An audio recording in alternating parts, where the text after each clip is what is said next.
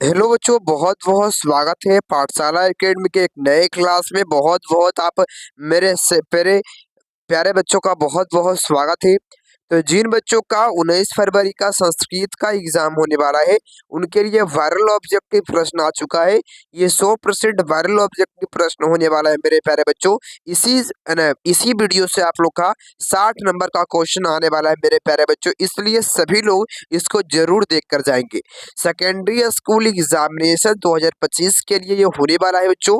माध्यमिक स्कूल परीक्षा 2025 के लिए होने वाला है। और आपका जो उत्तर पुस्तिका जो सेट होगा वो एफ होने वाला है बच्चों। ठीक है, आपको पता होना चाहिए कि ए से जे तक सभी उत्तर पुस्तिका सब एक ही रहता है। क्वेश्चन ऑब्जेक्टिव जो है वो एक ही रहता है बच्चों, मात्र क्वेश्चन के नंबर में डिफरेंसेस होती है। ठीक है, और ये 100% ओरिजिनल होने वाला है और आपका विषय कोड 105 होने वाला है बच्चों। ठीक है, तो सभी लोग इसको मिला लेंगे और आगे बढ़कर हम लोग फिर देखते हैं ऑब्जेक्टिव प्रश्न को जल्दी से। ठीक है, ओरिजिनल पेपर होने वाला है बच्चों, सभी लोग ध्यान से जरूर देखिएगा। ठीक है जी, और अंत तक जरूर बने रहिएगा। पहला सवाल है, घर में लगी आग को देखकर कौन लोग पलायमान हो गए, ये बताइए आप लोग क्या होगा। तो घर में लगी आग को देखकर ऑप्शन नंबर आपका डी करेक्ट होने वाला है। धूर्त लोग जो है पलायमान हो गए थे, ऑप्शन नंबर डी करेक्ट होने वाला है, याद रखिएगा आप लोग। अगला सवाल आपसे कहता है मेरे प्यारे भाई, कहता है कि निरुक्त का कार्य क्या होता है, बताइए आप लोग क्या होता है। निरुक्त का क्या कार्य है बच्चों, बताओगे आप लोग। राइट आंसर क्या होने वाला है आपका। आप सभी मेरे प्यारे बच्चे बच्चे बोलेंगे वेदार्थ बोध, ऑप्शन नंबर आपका बी करेक्ट होगा। वेदार्थ बोध ऑप्शन नंबर बी करेक्ट होने वाला, याद रखिएगा आप लोग। 3 नंबर सवाल है, वैदिक साहित्य का अंतिम भाग क्या कहलाता है, बताइए आप लोग। वैदिक साहित्य का अंतिम भाग को हम लोग क्या बोलते हैं।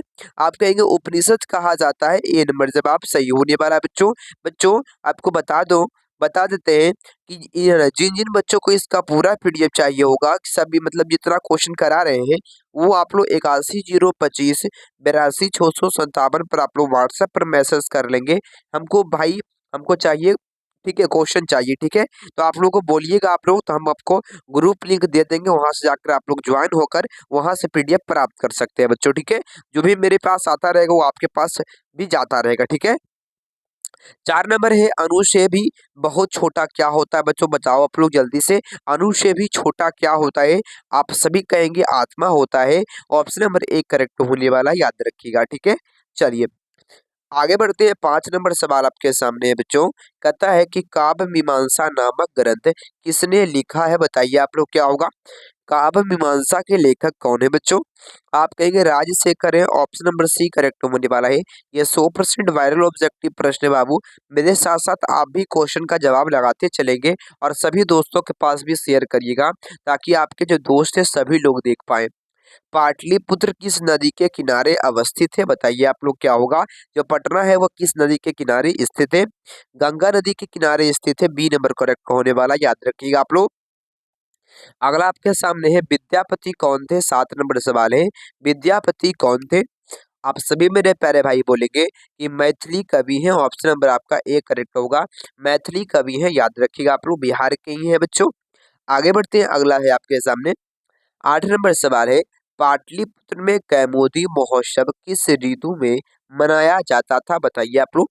तो पाटलिपुत्र में जो कैमोदी महोत्सव है वह किस ऋतु में मनाया जाता था, याद रखिएगा। ऑप्शन आपका बी करेक्ट होगा, शरद ऋतु में बच्चों। कैमोदी का मतलब याद रखिएगा होली बच्चों। होली कब मनाते हैं, तो ठंडे के दिन में मनाते हैं ना, शरद ऋतु में मनाते हैं। चलो बच्चों आगे बढ़ते हैं। 9 नंबर सवाल आपके सामने है। कहता है नीतिकारों द्वारा शत्रु किसे माना गया है, बताइए आप लोग क्या होगा। तो नीतिकार जो है वो अपना सबसे बड़ा शत्रु किसे मानते हैं, आलस को मानते हैं। ऑप्शन नंबर एक करेक्ट होने वाला, याद रखिएगा आप लोग। अगला है कि महा ऋषि ये याज्ञवल्क्य की पत्नी का क्या नाम था, बताइए आप लोग। तो महर्षि याज्ञवल्क्य की पत्नी का क्या नाम था, आप कहेंगे मैत्री। ऑप्शन नंबर आपका एक करेक्ट होगा, मैत्री नाम था, याद रखेंगे। अगला है 11 नंबर सवाल आपके सामने है। कहता है कि गोदान किस संस्कार का मुख्य कर्म है, बताइए आप लोग। तो गोदान किस संस्कार के अंतर्गत आता है, आप सभी मेरे प्यारे भाई बोलेंगे के शांत संस्कार के अंतर्गत आते हैं। सी नंबर ऑप्शन करेक्ट होगा, के शांत संस्कार के अंतर्गत आते हैं। अगला है 12 नंबर। कहता है कि परम तृप्ति किससे मिलती है बताइए आप लोग क्या होगा। तो परम तृप्ति जो है वह किसी व्यक्ति को क्षमा करने से मिलती है। बी नंबर ऑप्शन का आपका करेक्ट होने वाला है। याद रखिएगा बच्चों, सभी लोग अंत तक जरूर देखेंगे। ये इसमें इसी क्लास में से आपका 60% ऑब्जेक्टिव प्रश्न आने वाला है मेरे प्यारे बच्चों, और आपको 50% ही बनाना है। इसलिए बहुत ही अच्छे तरीके से ध्यानपूर्वक देखिए और एक एक प्रश्न को मतलब समझ लीजिए बच्चों, ठीक है। अगला है, नरक के कितने द्वार होते हैं बताइए आप लोग क्या होगा। तो नरक के कितने द्वार होते हैं, आप कहेंगे 3 द्वार होते हैं। ऑप्शन नंबर ए करेक्ट होने वाला है मेरे प्यारे बच्चों, ठीक है। थोड़ा सा हम स्लो ही बोलेंगे मेरे प्यारे बच्चों। आपको लग रहा होगा कि स्लो बोल रहे हैं, तो आप स्पीड को बढ़ा लीजिएगा मेरे प्यारे भाई, ठीक है। आप लोग स्पीड होता है ना बढ़ाने वाला, वहां से बढ़ा के आप लोग देख सकते हैं बच्चों। थोड़ा सा मेरा, ठीक है। सर्दी होले बच्चों और कान में भी दर्द है, इसके कारण बच्चों। करमवीर कथा का नायक कौन है बताएंगे आप लोग क्या होगा।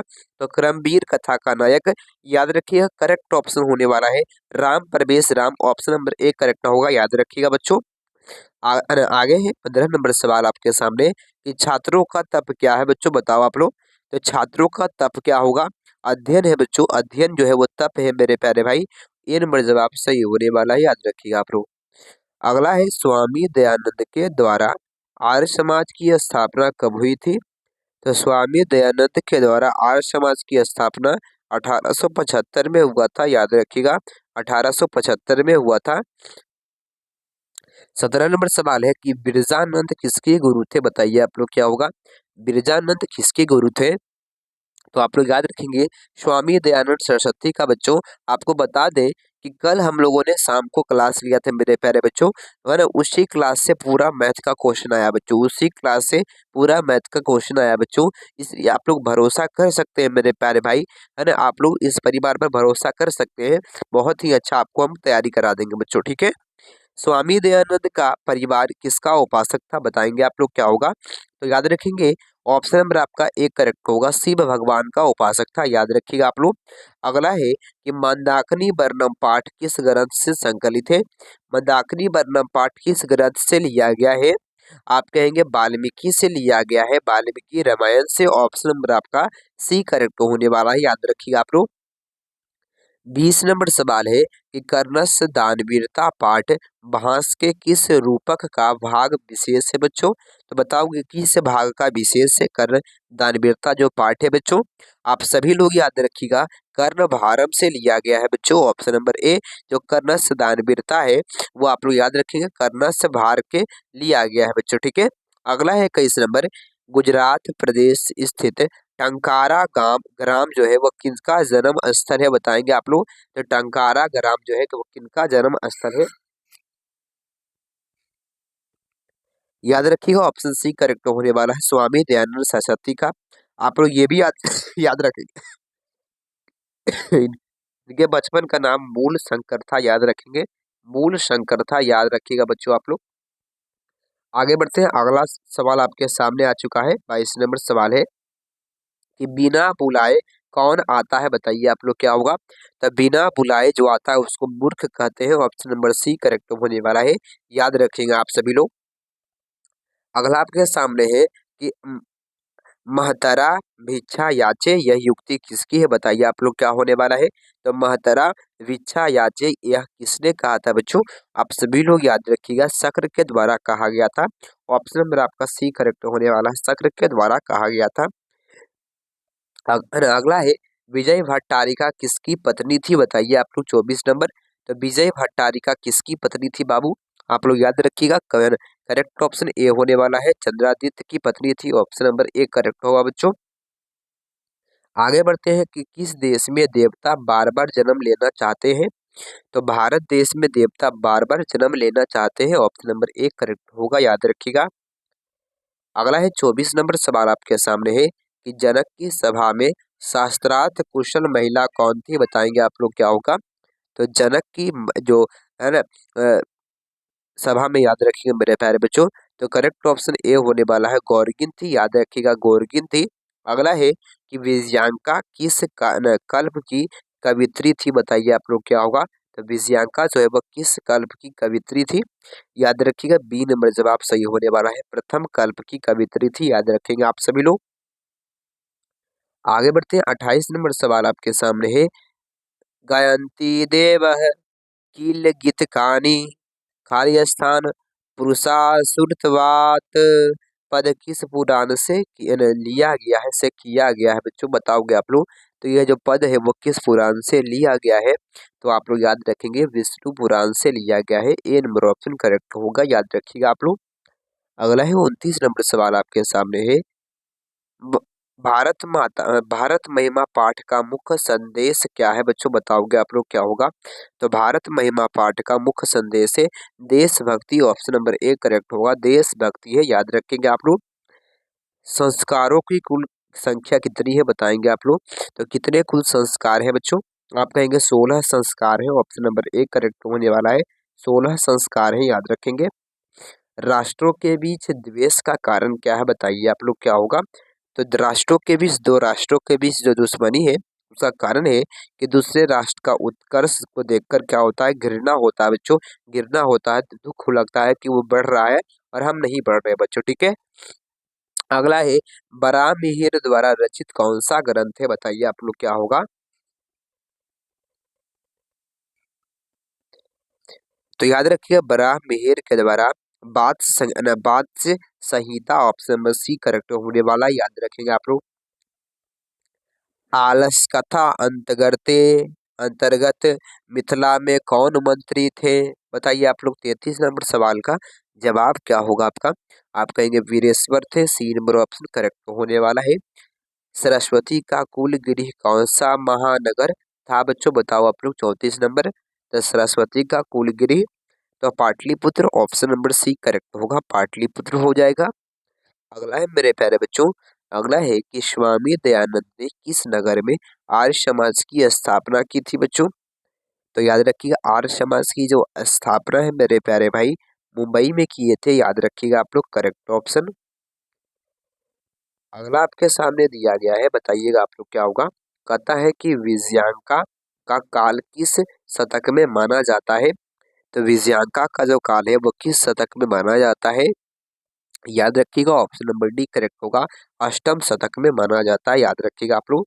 जिन बच्चों को इसका पूरा पीडीएफ चाहिए मेरे प्यारे भाई, वो आप लोग नंबर नोट करिए 81 025 82 657 पर आप लोग मैसेज करेंगे मेरे प्यारे भाई। गुरुजी हमको व्हाट्सएप ग्रुप में जोड़ना है, हमको जोड़ दीजिए, ठीक है। तो आपको जोड़ देंगे, वहीं पर आपको सब पीडीएफ मिल जाएगा बच्चों, ठीक है। चलिए आगे बढ़ते हैं, अगला सवाल है 37 नंबर। एक देश दूसरे देश को क्या देखकर जलता है, बताइए आप लोग। तो एक देश जो है दूसरे देश को देखकर क्यों जलता है बच्चों, आप कहेंगे उत्कर्ष को देखकर। बी नंबर ऑप्शन करेक्ट होगा। याज्ञवल्क्य अपनी पत्नी मैत्री को किसकी शिक्षा देते हैं। तो याज्ञवल्क्य जो है अपनी पत्नी मैत्री को आत्म तत्व की शिक्षा देते हैं। सी नंबर ऑप्शन करेक्ट होगा, आत्म तत्व की शिक्षा देते हैं। पटना नगर की पालिका देवी कौन है, बताइएगा जल्दी से, क्या होगा बच्चों राइट आंसर। तो पटना नगर की जो पालिका देवी है, ऑप्शन सी करेक्ट होगा, पटन देवी है मेरे प्यारे भाई। अगला है अलस कथा के रचयिता कौन है। तो अलस कथा के रचयिता है, ऑप्शन नंबर बी करेक्ट होगा, विद्यापति है। बी नंबर ऑप्शन करेक्ट होगा, विद्यापति है। आलसशाला में आग लगने पर भी कितने लोग नहीं भागे थे, 41 नंबर। तो आलसशाला में आग लगने पर भी, ऑप्शन सी करेक्ट होगा, 4 लोग नहीं भागे थे बच्चों, 4 लोग नहीं भागे थे। अगला है संसार में बच्चों का सच्चा रक्षक कौन है बच्चों, बताओ आप लोग। आप कहेंगे माता होती है, ऑप्शन नंबर ए करेक्ट होने वाला है।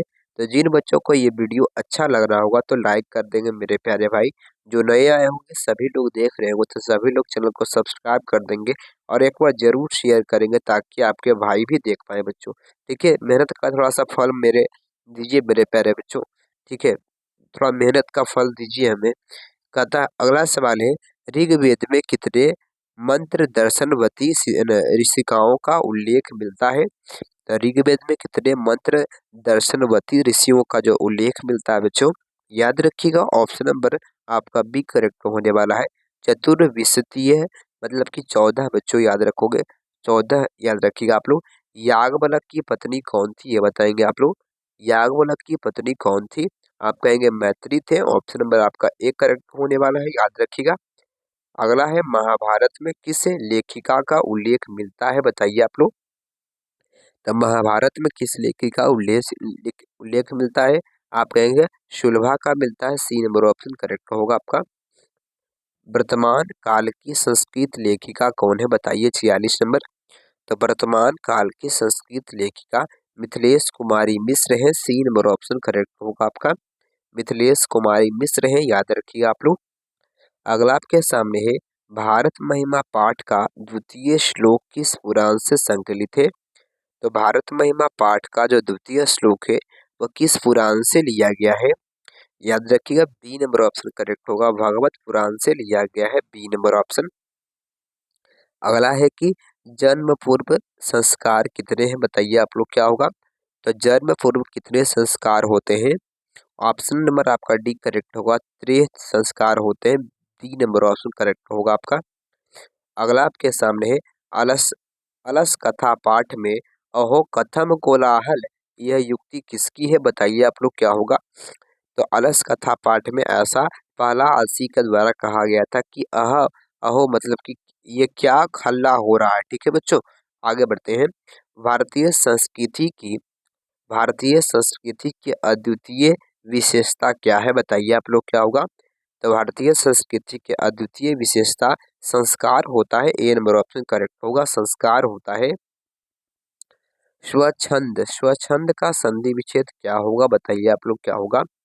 तो स्वच्छंद का संधि विच्छेद स जोड़ छंद होता है, ऑप्शन नंबर सी करेक्ट होगा। स्व जोड़ छंद होता है, याद रखेंगे आप लोग। अगला है कि विद्या प्लस एका की संधि क्या होगी बच्चों बताइए आप लोग क्या होगा? तो विद्या प्लस एका से क्या बनता है आप लोग याद रखिएगा। करेक्ट ऑप्शन क्या होने वाला है बच्चों?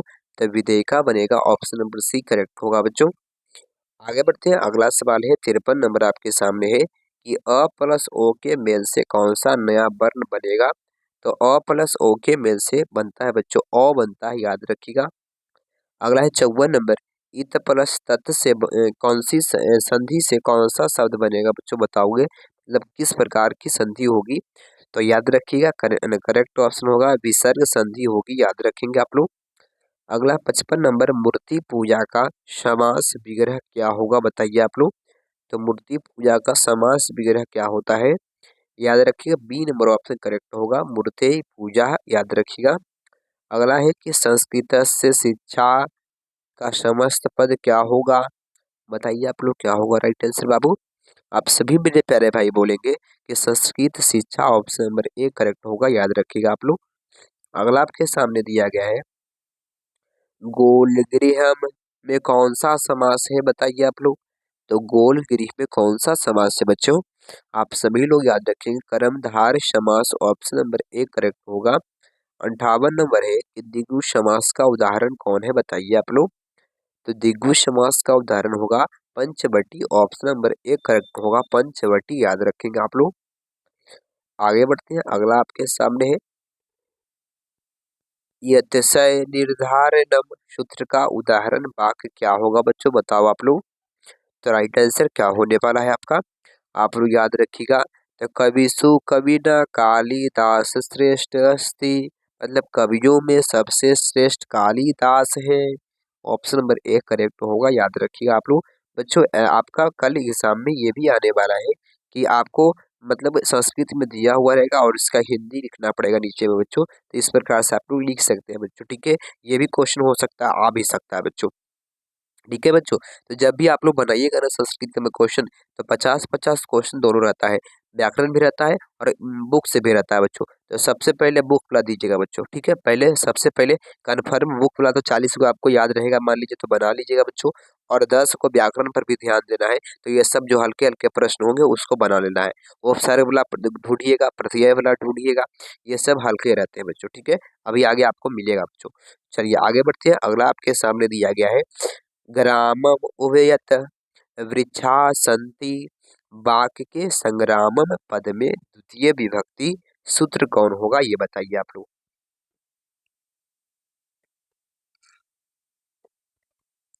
तो आप लोग इसको याद रखिए बाबू। उभयतः योगे द्वितीया, ऑप्शन नंबर ए करेक्ट होगा, याद रखिएगा आप लोग। अगला है आपके सामने दिया गया इस खाली स्थान सज्जन प्रतीयते बाक में रिक्त स्थान में कौन सा पद प्रयुक्त होगा? 61 नंबर। तो 61 नंबर सवाल का जवाब बी नंबर होगा, वस्त्रेन। ऑप्शन नंबर बी करेक्ट होगा। नम के अर्थ में कौन सा विभक्ति प्रयुक्त होता है? तो नम के अर्थ में, नमः के अर्थ में क्या होता है? तो कौन सा विभक्ति होता है बच्चों? चतुर्थीय विभक्ति होता है। ऑप्शन नंबर ए करेक्ट होगा। किस शब्द में आ उपसर्ग होता है बताएंगे आप लोग? तो किस शब्द में होता है? आकार में होता है। ऑप्शन नंबर ए करेक्ट होगा, याद रखिए आप लोग। 64 है, दुरात्मा शब्द में कौन सा उपसर्ग है? तो दुरात्मा में कौन सा उपसर्ग है मेरे प्यारे भाई? दूर उपसर्ग है। बी नंबर ऑप्शन करेक्ट होगा। 65 नंबर है कि अस्था धातु के लिट लकार प्रथम पुरुष एक वचन का रूप कौन है? तो प्रथम पुरुष एक वचन का रूप कौन होगा आपका? याद रखिएगा, बी नंबर जवाब सही होने वाला है, दृष्टि।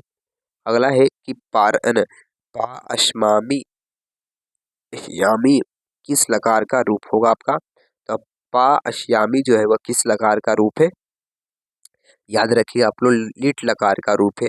जही किस धातु का रूप है? तो जही जो है वो याद रखिएगा, सबसे हल्का प्रश्न है मेरे प्यारे भाई। याद रखिएगा, हन का है बच्चों, सी नंबर ऑप्शन। अगला है कि मातरम में कौन सी विभक्ति है? तो मातरम में याद रखिएगा, सी नंबर ऑप्शन करेक्ट होगा, द्वितीय विभक्ति हो जाएगा आपका।